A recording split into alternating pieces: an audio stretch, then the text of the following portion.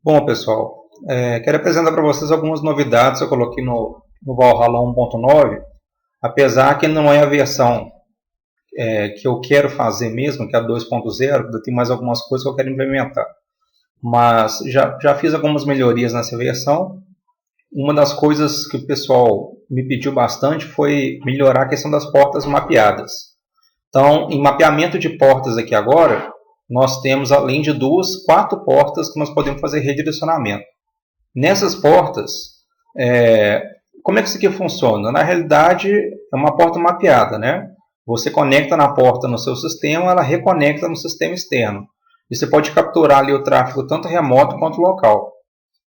No servidor FTP agora, eu dei uma opção extra para acesso total. Que o acesso do FTP era limitado. Você não conseguia sair do diretório padrão, fazer download e upload de arquivos, né? Agora você tem uma opção extra para fazer isso aí. Vou demonstrar daqui a pouco. E nas portas extras, eu adicionei mais 2 portas extras, além das 4 já existentes, né? Que você pode abrir quando o cara fazer uma varredura de portas, um port scan, para você confundir um pouco os resultados do port scan dele. Mas beleza, vamos fazer um teste aqui para mostrar um pouco na prática essa questão das melhorias. Então, primeiro, dá uma olhadinha no FTP para mostrar a diferença do FTP restrito, né, para o outro, né, para o acesso total. Então, aqui, eu vou logar com usuário e senha qualquer. Lembrando, para quem nunca usou o Valhalla antes, olha lá, CWD failed, no permission, não deixou o cara sair do diretório atual dele, ou seja, o cara voltar para a raiz do computador. Além do servidor FTP, esses outros servidores que tem aí, a maioria são simulados, né? Mas o servidor web e o TFTP também são reais. Você pode usar o servidor trivial FTP para transferir arquivos, pegar arquivos, o servidor web para hospedar páginas, né? Tudo isso já funcionava nas outras versões. O FTP também é real, né? Então, nesse caso aqui agora, como eu dei acesso total, a pessoa consegue voltar até a raiz do seu computador. Então, o ideal de rodar isso aí é numa máquina virtual preparada para ser honeypot, né? O cara vai achar que ganhou uma mina de ouro, o cara teve acesso à raiz do sistema. Então, se você quiser permitir um acesso adicional ao cara, quando estiver rodando o honeypot, é interessante você marcar essa opção aí. Ele pode fazer download, upload, criar diretório, o que você quiser. Agora, a questão das portas mapeadas. Isso aqui eu acho interessante o seguinte, às vezes você não quer usar um serviço simulado, né? Você quer redirecionar o cara para o serviço real, seja um servidor POP3, né? Seja um servidor web e capturar o tráfego dele. Então, no exemplo aqui, eu mapeei minha própria porta 80, tá? Para um site qualquer. Então, na hora que eu abro esse endereço no browser, ele abre esse site. E o mais interessante, ele captura tanto o GET quanto o POST do usuário. Então, se o cara digitar um login, uma senha, uma coisa assim, vai aparecer aí no tráfego que ele captura, né? Lá nas opções que você tem no menu, você tem a opção de capturar remoto e cliente, local. Então, você pode capturar os pedidos do cliente, né, como os requests, como response do servidor. Um outro exemplo é usando o servidor FTP.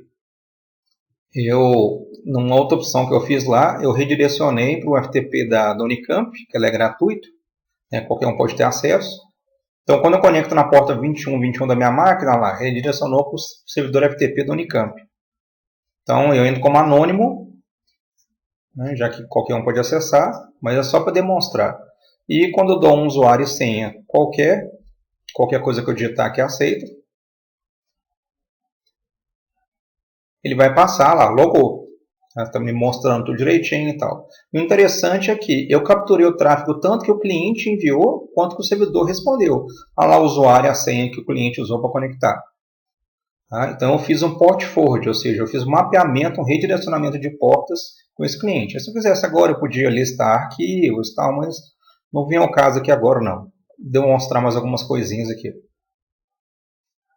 Bom, mas aí você pode falar, não teve mais nenhuma outra melhoria no programa? Tudo bem que a versão 1.9, né? Mas, na realidade, teve sim. Eu experimentei fazer uma coisa diferente que eu não tinha pensado antes. Está vendo essa barra aqui à direita? Quando você clica nela, você tem acesso a um cliente. Então, se manter o mouse acima dela, você tem um cliente Telnet.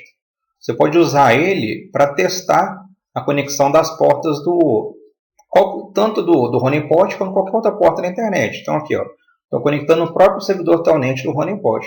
Então agora você não depende nem do cliente Telnet do Windows, do Linux, para testar os serviços mais básicos. O próprio honeypot permite que você faça isso.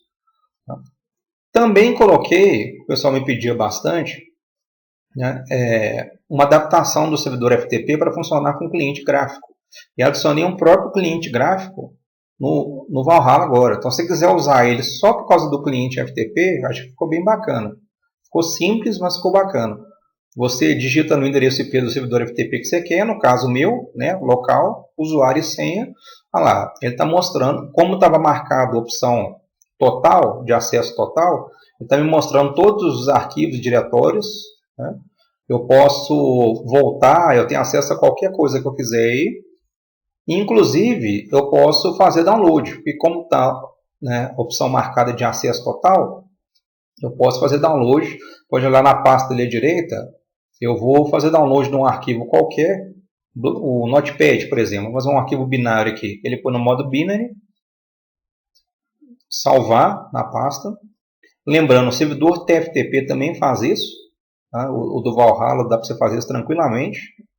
Olha lá, o Notepad foi puxado. Bom, então espero que vocês tenham gostado aí. Pretendo melhorar o programa com o tempo, mas por enquanto comenta depois aí o que vocês acharam das novidades. Beleza? Obrigado, pessoal.